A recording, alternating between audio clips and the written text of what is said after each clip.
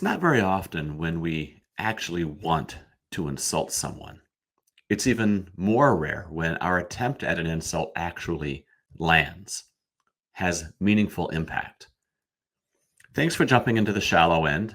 I'm Dave Schwartz, Iowa Dave Sports Cards on Instagram, and I don't feel that this hobby is an inherently negative place. In all facets of life, there are trolls.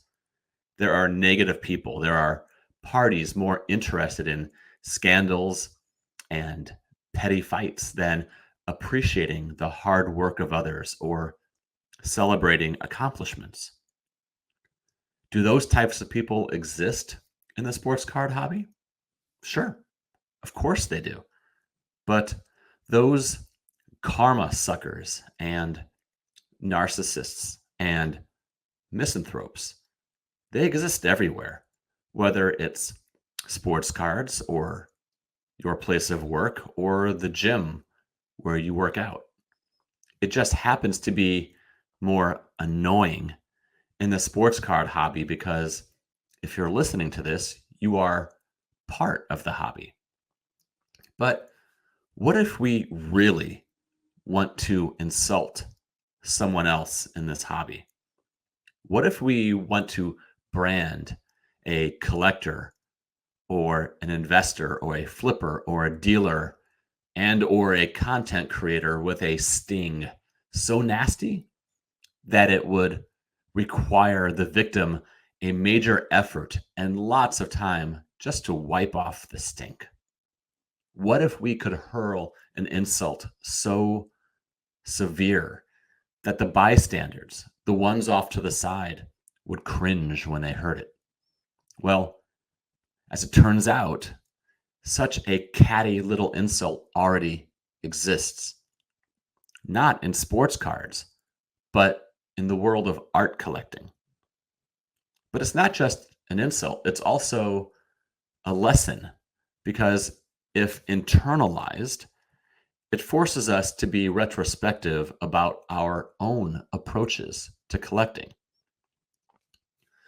Back in January, on the podcast Collecting, host Rufus Bird interviewed James Sturton, who spent most of his career at the high-end auction house Sotheby's. Sturton talked about three first-person approaches to collecting art.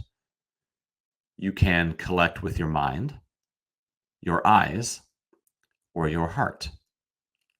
We can easily, I think, transfer this to sports cards.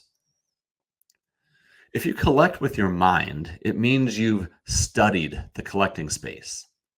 You've read, you've watched things, you've talked to people, you've put in the work. You understand the history of brands, sets, cards, players, parallels, inserts, serial numbers, design, manufacturing, and so forth. You get it because you've chosen to get it. And you collect from a knowledgeable, educated perspective. If you collect with your eyes, it means you collect art or cards that are aesthetically pleasing. Teapot from the Spitball and Cards podcast and Sports Card Investor recently started a new Instagram feed called @StadiumClubCards to highlight one of his favorite brands, Topps Stadium Club, a brand noted for its photography. And on a recent episode of The Shallow End, I got to talk to Mark, who is SJ Soccer Cards, who doesn't just collect cards of players he likes. He also needs those cards to look great, to catch his eye. To Mark, visuals matter. If you collect with your heart, it means there's something deeper to your art or sports card collections than your PC just happens to look nice or has historical significance. In sports cards, maybe you collect players from the Denver Broncos or the St. Louis Cardinals or the New York Knicks or the Calgary Flames because that's the team you grew up rooting for. You've got good or bad, maybe, memories from watching your teams and players do something significant. And those moments or actions are burned into your brain. Maybe your team won the Super Bowl. Maybe your player had an incredible season. And maybe you watch those moments unfold with old friends or your families. And now you collect those teams or players or cards from those moments because it helps you remember them or honor them. So, again, in James Sturton's decades of art world experience, he has found people collect with their minds, their eyes, or their hearts, or some combination of those. And that's standard. It's great. Collect how you want. But what about the insult I mentioned at the beginning of this episode? What is the underhanded way to describe someone in a collecting space when you want to disparage their mere presence? According to Sturton, the phrase is this: they collect with their ears. In the world of art collecting, at least in the United Kingdom where Sturton lives, when you want to disparage a collector, you say, they collect with their ears. What does that mean? When you say a collector collects with their ears, it means they're waiting to see what everyone else is doing, to decide what they are going to do and how they are going to collect.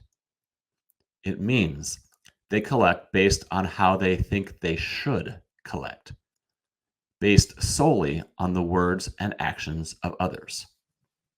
In a way, it's like they don't even exist in the first place because they refuse to put themselves into their own collections. It means they haven't put their own work to learn the collecting space. So they don't collect with their minds. It means they don't add works to their collections they find visually appealing. So they don't collect with their eyes. It means they don't collect art that means anything to them on a deeper level, which means they don't collect with their hearts. They only collect with their ears. I think there's another way of framing this. If you don't collect with your mind, eyes, or heart, but instead you're trying to build a sports card collection grounded completely in the input of in external forces, maybe it means you're in the sports card hobby not for the cards, but only for community or social acceptance or some form of praise or for some devious reason.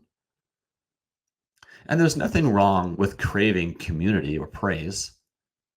I got back into cards a good year or two before I even started my Instagram feed. I really liked the cards, but something was missing. Other people were missing. Community, belonging to something bigger. And so Instagram allowed me to enjoy cards and the company of others who enjoyed the same thing. But there's something inherently incorrect about assigning the insult collecting with your ears to people who just want to be part of a community, because that's not entirely fair.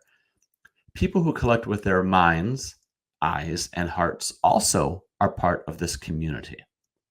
So maybe people who collect with their ears, just their ears, are somehow afraid of getting it wrong, whatever it or wrong might or might not mean. Maybe people who collect with their ears simply just don't trust themselves. They think they have to do it a certain way, or or they won't be accepted, or they'll be wrong, whatever wrong means. I see this all the time in my classroom. I see students who are scared of getting the answers wrong, so they don't raise their hands. One of the most common grade reductions students face on my assignments is when I ask them to analyze or interpret a data set or a text. And instead of analyzing or interpreting, they merely restate or recite the original text or data back to me. And in my feedback, I tell them, I already know what this says. I've read it too. I've looked at it 100 times at this point. I don't need me to tell you, I don't need you to tell me what it says. I need you to show me you understand what it means. I need you to analyze and interpret the information. Anyway, what it shows me is they are scared of getting it wrong. So they don't think, they just copy. And if they're just copying, then they're demonstrating that they either aren't willing to learn or they don't know how to learn. In sports cards, as in art, we have to be willing to learn, to think, to feel. Collect with our minds, collect with our hearts, and collect with our eyes. That doesn't mean we can't and shouldn't learn from others. Of course we should. In fact, we really can't learn without bringing others in to our worlds. But there's a difference between learning from others and trying to artificially become others. Because so long as we're trying to collect like someone else, our collections, our own collections, will never truly be ours. They won't be collections at all. They'll just be assortments of cards, random, hollow, meaningless cards. And where's the fun in that?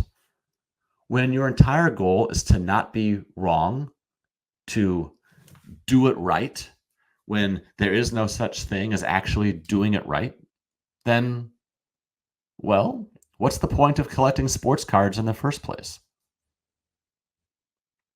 So that's it. Thanks for tuning in to The Shallow End.